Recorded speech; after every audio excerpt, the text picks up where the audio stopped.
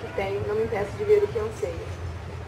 Que a morte me siga e acredito não me tape os ouvidos e a boca, porque metade de mim é o que eu grito, mas a outra metade é o silêncio.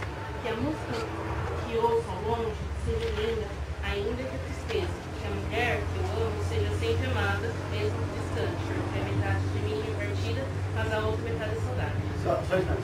Tem um pouquinho de tensão, tá? Menos de tensão. Distância, tá? As palavras que eu falo não sejam ouvidas como prece nem respeitadas como terror, apenas respeitadas.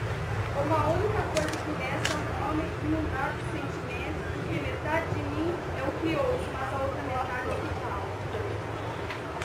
Essa minha vontade de ir embora se transforme na calma e na paz que eu mereço. Que essa tensão que me corrói por dentro seja um dia recompensado.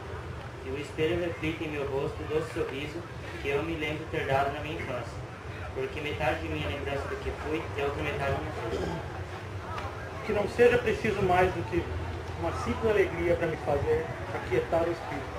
Que o teu silêncio me fala cada vez mais, porque a metade de mim é um abrigo, mas a outra metade é cansaço. Ok. E a gente encerra aqui.